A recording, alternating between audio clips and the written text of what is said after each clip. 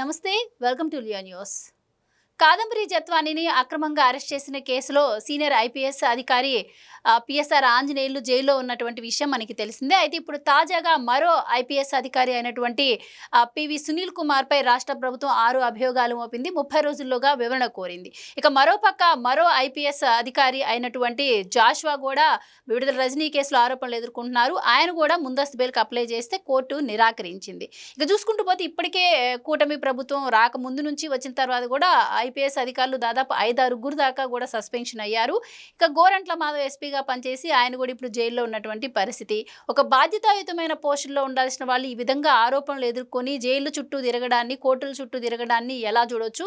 ఒక జగన్మోహన్ రెడ్డి గారి హయాంలో ఈ విధంగా ఎందుకు జరుగుతుంది అన్న విషయాన్ని తెలుసుకుందాం. మనతో పాటు ఉన్నారు సీనియర్ జర్నలిస్ట్ టీవీ శ్రీనివాస్ గారు. నమస్కారం సార్. నమస్తే సార్, ఇప్పటికే పిఎస్ఆర్ ఆంజనేయులు గారు జైల్లో ఉన్నారు. పివి సునీల్ కుమార్ని కూడా ఒక 30 రోజుల్లో వివరణ ఇవ్వాలని కోరింది. విదేశాలకు ఆయన వెళ్ళడం కావచ్చు, ప్రభుత్వానికి ఎలాంటి ఇన్ఫర్మేషన్ ఇవ్వకుండా ఒక దేశం అని చెప్పి ఇంకొక దేశానికి వెళ్ళడం కావచ్చు, ఇలా చెప్పుకుంటూ పోతే చాలామంది పేర్లు వినిపిస్తూ ఉన్నాయి. సో మరి పివి సునీల్ కుమార్ కూడా ఇప్పటివరకు తప్పించుకురావడం మనం చూసాము. ఇక మీదట ఆయన రెస్పాండ్ అవుతారా, వివరణ ఇస్తారా, లేదు అంటే ఆయన కూడా అరెస్ట్ చేస్తారా? ఇలా వరుసగా ఐపీఎస్లు ఇలా అభియోగాలు ఎదుర్కోవడాన్ని ఎలా చూడొచ్చు అంటారు? అంటే కాంపిటీషన్ జనరల్గా ఏంటంటే కాంపిటీషన్, నీకు తెలిసిన కాంపిటీషన్ ఏంటి? విద్యార్థుల మధ్య ర్యాంకుల కోసం కాంపిటీషన్, క్రీడాకారుల మధ్య మెడల్స్ కోసం కాంపిటీషన్, ఇంక్రిమెంట్లు ప్రమోషన్ల కోసం ఉద్యోగుల మధ్య కాంపిటీషన్, అభివృద్ధి సంక్షేమంలో పాలకుల మధ్య కాంపిటీషన్. ఇవన్నీ జనానికి తెలిసింది. తప్పుడు పనులు చేయడంలో నేరగాళ్ల మధ్య కాంపిటీషన్, లేకపోతే ఇప్పుడు అరెస్టులు కాంపిటీషనా? ఈ తప్పుడు పనులు చేసిన వాళ్ళు, ఈ నేరగాళ్ల మధ్య ఇవాళ అరెస్టుల కాంపిటీషన్ నడుస్తున్నట్టుగా కనపడుతుంది. నేను ముందు అరెస్ట్ అంటే నేను ముందు అరెస్ట్ అంటే గతంలో జగన్మోహన్ రెడ్డి ముఖ్యమంత్రిగా ఎన్ని నేరాలకు పాల్పడ్డారు, ఎన్ని తప్పుడు పనులు చేశారు. వీళ్ళు చెయ్యని నేరం లేదు, చెయ్యని ఘోరం లేదు. కిడ్నాపులు చేశారు, మర్డర్లు చేశారు, అరే అవినీతి కుంభకోణాలకి పాల్పడ్డారు, భూ కబ్జాలు చేశారు, గనుల కబ్జా, డిస్టిలరీల కబ్జా, అసలు పక్కాడి ఆస్తి లాక్కోవటమే ఇక వీళ్ళ పనిగా పెట్టుకున్నారు. పక్కాళ్ళని హింసించడమే వీళ్ళ నైజంగా మారింది. ఇప్పుడు ప్రభుత్వం మారింది. ఇప్పుడు ముఖ్యమంత్రి చంద్రబాబు, ఇప్పుడు కూటమి ప్రభుత్వం వేట. ఇప్పుడు దీన్ని ఎలా చూడాలా? మనం చూసాం మొదట ఒక 6 నెలలు వేట 1 సోషల్ సైకోల భరతం పట్టారు. వరుస పెట్టి అందరినీ ఇప్పుడు బూతులు తిట్టిన వాళ్ళని, సెల్ఫీ వీడియోల్లో మాట్లాడిన వాళ్ళని కేసులు, అరెస్టులు, జైళ్ళు. అతనెవరో వర్రా రవీంద్రారెడ్డి, లేకపోతే బోరగడ్డ అనిల్, ఆమె ఎవరో సుధారాణి, అతనెవరో కల్లం హరిప్రసాద్ రెడ్డి అని ఎవరో అతను, లేకపోతే మొన్న లేటెస్ట్గా ఇంకొకళ్ళు.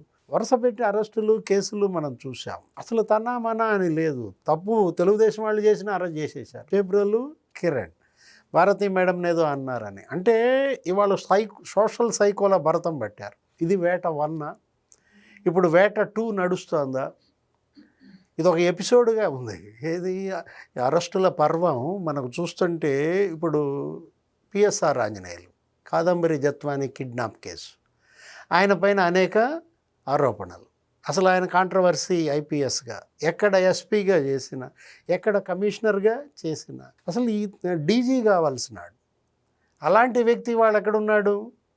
నేరగాళ్ళని అరెస్ట్ చేసి జైల్లో పెట్టాల్సినాడే జైల్లో ఉన్నాడంటే ట్రాజెడీ. ప్రాప్తమా? ఆయన భాషలో మాట్లాడాలంటే ఆయన ఈ మధ్య ఎక్కువగా ప్రాప్తం గురించి చెప్తున్నాడు. జైలు ప్రాప్తం ఇవాళ ఆయనకు వచ్చిందంటే అప్పుడు ఆయన చేసినటువంటి ఆ తప్పులు ఇవాళ అతన్ని మరి వెంటబడి తరిమాయి కాబట్టే బెజవాడ జైల్లో. ఇప్పుడు బెజవాడ జైల్లో ఒకే బ్యారక్లు అంటే ఇలా ముగ్గురు. ఇప్పుడు బెజవాడ జైల్లో 3 బ్యారక్లు ఉంటాయి. ఇప్పుడు 1-2 బ్యారక్లు ప్రముఖులే. ఒక దాంట్లో 2 గదులు ఉంటాయి, ఒక దాంట్లో 3 గదులు ఉంటాయి. ఇప్పుడు 3వ బ్యారక్లోనేమో 11 గదులు ఉంటాయి, అందులో అందరినీ పెడుతుంటారు. ఇప్పుడు 1వ బ్యారక్లో 3 గదులు, ఇలా ముగ్గురంట, ముగ్గురు మరాఠీలు. ధనోన్మాది కసిరెడ్డి రాజ్, కామోన్మాద ఇతను ఎవరు? పిఎస్ఆర్ ఆంజనేయులు. ఇక రాజకీయ ఉన్మాది, ఇది పొలిటికల్ సైకో వల్లభనేని వంశీయ.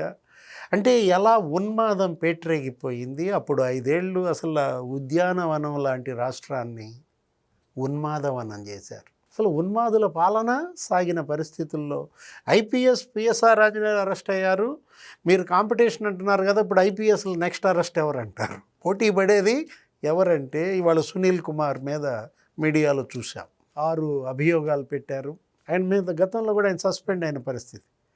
అతను ఏంటి అసలు ఇప్పుడు వీళ్ళకేమీ మార్గదర్శకాలు ఉండవా? మాన్యువల్ పాటించరా? ఐపీఎస్ అంటే ఏమైనా కొమ్ములు వచ్చినాయా ఏంటి? ఇప్పుడు మీరు ఎలా విదేశాలకు వెళ్తారు ప్రభుత్వం అనుమతి లేకుండా? ఇప్పుడు ఒక దేశానికి అనుమతి తీసుకుని ఇంకో దేశానికి వెళ్ళాడంట. ఇప్పుడు గత 5 ఏళ్లలో అసలు విదేశాల్లో సునీల్ కుమార్ చేస్తోంది ఏంటి? సునీల్ కుమార్ వ్యాపారాలు ఏంటి? ఆయన పిల్లల వ్యాపారాలు ఏంటి? ఇప్పుడు వ్యాపారాలు చేసుకునే వాళ్ళు సర్వీస్ నుంచి వైదొలగండి. ఇప్పుడు ఐపీఎస్గా మీరు వైదొలిగి మీరు చక్కగా పిల్లలు మీరు వ్యాపారం చేసుకోవచ్చు కదా. అంబేద్కర్ మిషన్ ఏదో ఉంది, దాని ద్వారా ప్రచారం చేసుకోవచ్చు కదా. అంటే నువ్వు ఒకవైపు ఏమో పోలీసు సీనియర్ ఐపీఎస్గా ఉండాలి, అవినీతికి పాల్పడాలి, అక్రమాలు చేయాలి, వందల వేల కోట్లు కొల్లగొట్టాలి, వాటితో మిషన్ నడుపుతారా? మత ప్రచారం చేస్తారా? రెచ్చగొట్టే ప్రసంగాలు చేస్తారా? లేకపోతే వాటితో మీ పిల్లలు వ్యాపారాలు దుబాయ్ జార్జియాకి అని చెప్పి దుబాయ్ వెళ్ళడం ఏంటి? అమెరికాకు అనుమతి తీసుకుని జర్మనీ వెళ్ళడం ఏంటి? అసలు అనుమతి లేకుండా మీరు నెల రోజులు దుబాయ్లో ఏం చేశారు? నెల రోజులు అమెరికాలో ఏం చేశారు? అంటే ఏదో జరుగుతోంది విదేశాల్లో. వీళ్ళు ఏదో చేస్తున్నారు. వీళ్ళ యొక్క అధికారాన్ని అడ్డం పెట్టుకుని వీళ్ళు అక్కడ మనీ లాండరింగ్ పాల్పడుతున్నారా, హవాలా లావాదేవీలు చేస్తున్నారా, లేదు ఈ మిషనరీ ఈ అంబేద్కర్ మిషన్ ఇలాంటి వాటికి ఫండ్ రైజింగ్ ప్రోగ్రామ్స్ టేకప్ చేస్తున్నారా? పిఎస్ఆర్ ఆంజనేయులు అరెస్ట్ అంటున్నారు. ఆయన పైన ఆరోపణ రఘురామకృష్ణరాజు గారి కేసులో వచ్చిన దగ్గర నుంచి కూడా ఆయన ఎప్పుడు ఏ వివరణ కోరినా సరిగ్గా ఇచ్చింది లేదు. ఇంకా బెదిరింపు వ్యాఖ్యలు చేయడమే కాకుండా అప్పుడు కేసుని ఇప్పుడు ఎలా తీస్తారు అంటం కావచ్చు, కులం కార్డుని తీసుకురావడం కావచ్చు, రకరకాల ప్రయత్నాలు తప్పించుకోవడానికి ఆయన చేస్తున్నారు. అసలు ఇప్పుడైనా ఆయన వివరణ ఇస్తారంటారా? అండ్ ఇంకొకటి ఎక్కడైనా ఏమైనా సిఫార్సులు ఇవి చేసినా కూడా అసలు ఉపేక్షించేది లేదని కరెక్ట్గా అధికారులు కూడా స్ట్రిక్ట్ రూల్స్ పాస్ చేశారు ఆయనకు అంటున్నారు. సో ఇప్పటికైనా ఆయన వివరణ ఇస్తారా? అరెస్ట్ అవుతారంటారా అసలు ఆయన? అంటే ఇవాళ సునీల్ కుమార్ అరెస్టు తప్పదనిపిస్తోంది. ఏది కాకపోతే ఎవరు సెకండ్ ఐపీఎస్ అరెస్ట్ వాళ్ళ మధ్య ఒక పోటీ నడుస్తోంది అంటున్నారు. జాషువా అరెస్ట్ అవుతాడా, సునీల్ కుమార్ అరెస్ట్ అవుతాడా? ఎందుకంటే జాషువా బెయిల్ ఇవాళ రద్దు చేసింది. ఆయన ముందస్తు బెయిల్కి వెళ్ళాడు. విడుదల రజనీ అక్రమ వసూళ్ల కేసులో ఆ స్టోన్ క్రషర్ అతను ఎవరో శ్రీనివాసరావు చలపతిరావు వాళ్ళు పెట్టారు, లక్ష్మీ బాలాజీ స్టోన్ క్రషర్స్. ఆ రోజు ఎమ్మెల్యేగా విడుదల రజనీ వాళ్ళనేదో 5 కోట్లు డిమాండ్ చేసిందని ఆమె పనుపున జాషువా విజిలెన్స్ కమిషనర్గా అతను వెళ్ళి అక్కడ ఎస్పీగా అక్కడేంటి ఆమెకి వెళ్ళి మాట్లాడుకుని 5 కోట్లు ఇచ్చుకుంటారా లేకపోతే 50 కోట్లు ఫైన్ వేయమంటారా అని వాళ్ళని బెదిరించటం. అంటే రజనీకి వాళ్ళకి ఉన్నటువంటి రాజకీయ విభేదాలు. గతంలో చిలకలూరుపేటలో వాళ్ళు ఏదో కోడెల శివప్రసాద్ విగ్రహం పెట్టాలనుకుంటే ఆమె దానికి అడ్డుపట్టడం, అక్కడ జంక్షన్లో పెట్టనివ్వకపోవటం, దాంతో వాళ్ళేంటి ఆయన మీద ఉన్న అభిమానంతో శివప్రసాద్ విగ్రహాన్ని వాళ్ళ ఇంట్లోనే ప్రతిష్ఠించుకున్నారని ఆ కక్షతో ఇప్పుడు ఆ స్టోన్ క్రషర్స్ మీద ఆమె ఈ విధమైన వేధింపులకు పాల్పడిందా? అంటే వాళ్ళు కూడా ఏం చేశారు, 2 కోట్లు ఇచ్చారంట. 2 కోట్లు ఆమెకి ఇచ్చారు, జాషువాకు 10 లక్షలు, ఆమె మరిది గోపియా ఎవరో 10 లక్షలు అంట. ఇప్పుడు ఆ కేసులో A1 Rajani, A2 Jashuva, A3 గోపిని పట్టుకొచ్చారు. అంటే ఇక్కడ ఇంకోటి సరే, గోపి అని విడుదల రజనీ గారి మరిది ఒక కేసులో అరెస్ట్ అయ్యాక ఆయన పైన చాలా ఆరోపణలు వస్తున్నాయండి. ఇల్లులు కట్టిన ఆయనకి డబ్బులు ఇవ్వాలని కావచ్చు, ఏం చేసినా ముందు వాళ్ళకి డబ్బులు వెళ్తేనే దేనికైనా కూడా పర్మిషన్ ఇస్తున్నారని. అలాగే జాషువా గారి మీద కూడా ఒకటి తర్వాత ఏమైనా వచ్చే అవకాశం ఉంటుందంటారు, ఎందుకంటే A2గా ఆయన ఉన్నారు కాబట్టి. అంటే అతను ఇప్పుడు కప్పం గడితేనే నువ్వు బార్ అండ్ రెస్టారెంట్ నడుపుకోవాలి, కప్పం గడితేనే అక్కడ స్వీట్ షాప్ నడుపుకోవాలి. ఇట్లా చిలకలూరుపేటలో ఇవాళ గోపి కప్పం, లేకపోతే ఇవాళ రజనీ ట్యాక్స్. అసలు ఆమె పేరు విడుదల రజనీ కాదు, వసూళ్ల రజనీ అని చెడ్డ పేరు తెచ్చుకున్న విధానం అటు ఎమ్మెల్యేగా కావచ్చు, ఇటు మంత్రిగా కావచ్చు. ఆ జగనన్న ఇళ్ల కాలనీల పథకం ఆ ఒక్క స్కీమ్ చూడండి, అదేంటి దగ్గర రైతుల్ని బెదిరించి, పసుమరు రైతులు, ఎడ్లపాడు రైతులు, అక్కడ మీ పొలాల్లో నేను కాలనీ కట్టిస్తాను, ఈ పేదలకు ఇళ్ళు కట్టిస్తాను, మీ భూముల ధరల కన్నా మీకు 3 రెట్లు ధర ప్రభుత్వంతో ఇప్పిస్తాను అని వాళ్ళ దగ్గర వసూళ్ళకి పాల్పడిందని. ఇప్పుడు ఎకరానికి నీకు 2.5 లక్షల నుంచి 7.5 లక్షలు వసూలు చేశారని. ఒక చోట 50 ఎకరాలకు వసూలు చేశారు, ఒక చోట 150 ఎకరాలకు వసూలు చేశారు. అదే కదా ఏది వాళ్ళు కేసు పెట్టారు రైతులు. 1,16,00,000 ఏమో మా దగ్గర వసూలు చేసిందని వాళ్ళు ఎడ్లపాడు పోలీస్ స్టేషన్లోనో ఎక్కడో కేసు పెడితే ఆమె ఏదో రాజీ చేసుకుంది. అప్పుడేంటి చిలకలూరుపేట నుంచి ఆమె గుంటూరు మారింది. అక్కడ మళ్ళీ ఎన్నికలకు ఇబ్బంది అవుద్ది అనుకుందో ఏమో మరి. ఆ ఎన్నికల ప్రచారంలో వాళ్ళకేదో ఒక 80,00,000 ఏమో ఇచ్చినట్టు. అంటే ఏంటి, చేసిన నేరాన్ని ఒప్పుకున్నట్టే కదా. నువ్వు డబ్బు తిరిగి ఇచ్చావంటే మరి నువ్వు అది వసూలు చేసిన మాట వాస్తవం. ఇంకా 30,00,000 ఎంత ఇవ్వాలి. వాళ్ళు మళ్ళీ పోయి అడిగితే తర్వాత మళ్ళీ నేను గెలుస్తా కదా మంత్రి అవుతానో ఏదో వాయిదాలు వేసుకుంటూ ఇప్పుడు వాళ్ళు మళ్ళీ ఇంకో కేసు పెట్టినట్టున్నారు. ఎందుకంటే కృష్ణదేవరాయలు మొన్న కూడా మాట్లాడారు, ఆ రైతులంతా మళ్ళీ కేసులు పెడతానికి సిద్ధపడుతున్నారని. ఈమె ఇన్ని అవకతవకలకు, ఇన్ని అక్రమాలు, అవినీతి కుంభకోణాలకు పాల్పడి ఈమె కృష్ణదేవరాయలని టార్గెట్ చేసింది. నా వ్యక్తిగత జీవితంలో ఒక జొడపరాలను చూశాడు అన్నట్టుగా మాట్లాడింది అతన్ని. అతను ఎవరు, విజ్ఞాన్ రత్తయ్య కొడుకు. ఆయన ఎంపీ, నువ్వు ఎమ్మెల్యే. మీరేమి రాజకీయ ప్రత్యర్థులు కాదు. అతను ఎమ్మెల్యేగా పోటీ చేయడు, నీకు ఎంపీగా పోటీ చేసే సీను లేదు. ఎందుకు అతన్ని టార్గెట్ చేశావు? అనవసరంగా అతన్ని కెలిగితే అతను పోయి అమిత్ షా దగ్గర కూర్చున్నాడు. అతను అసలు లోక్సభలో రెచ్చిపోయాడు, లిక్కర్ మాఫియా అంతు తేల్చమన్నాడు. దాని ఫలితమే కసిరెడ్డి రాజు అరెస్ట్. అంటే రజనీ ఉన్న చోట ఉండకుండా ఆమె జైలుకి వెళ్ళటం దేవుడెరుగు. ముందు వీళ్ళందరినీ కూడా జైలుకి పంపిస్తున్న విధానం. ఇప్పుడు గోపి అరెస్టులో గోపి అక్రమాలు అసలు అనేకం బయటపడ్డాయి. మీరు అన్నట్టుగా ఏది, అసలు గ్రానైట్ లారీ చిలకలూరుపేట మీదుగా వెళ్ళాలంటే 10,000 ఇవ్వాలి, లేకపోతే అది కదలదు.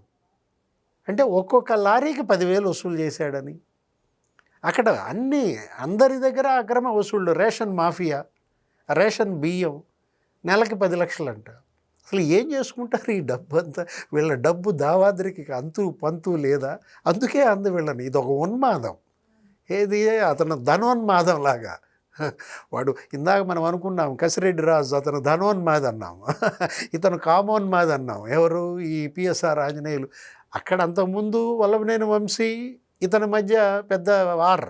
బెజవాడ ఏదో లేడీ డాక్టర్ ఇష్యూలో ఆమెకి ఈయన మెసేజ్లు పంపటం, వంశీ లేడీ డాక్టర్ ద్వారా ఇతను ట్రాప్ చేశాడని. ఇతను మరి నేను కావాలని ఆ ట్రాప్లో ఇరుక్కున్నట్టుగా యాక్షన్ చేసి నేను మెసేజ్లు పంపాను అంటాడు ఇతను.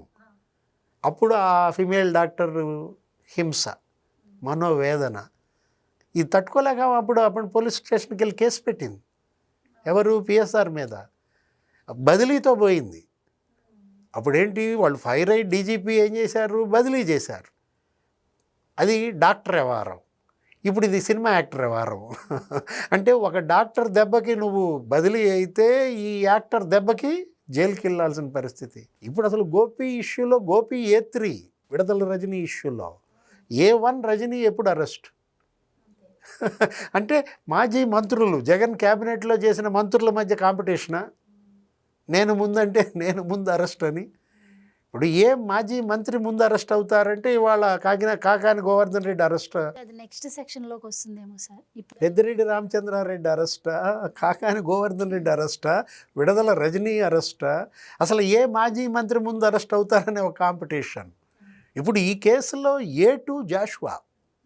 ఇప్పుడు జాషువా మీదే ఇవాళ హైకోర్టు డిస్మిస్ చేసి పారేసింది.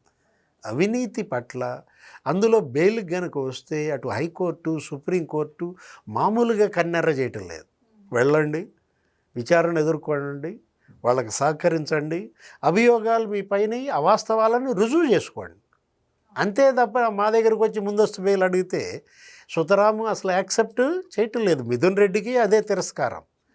ఎక్కడ, సుప్రీంకోర్టుకి వెళ్ళినా. ఇప్పుడు నువ్వు అనేది ఏంటి, నెక్స్ట్ IPS ఎవరు అరెస్ట్ అంటావా? వాళ్ళకన్నా నువ్వు మరీ స్పీడ్గా ఉన్నావు.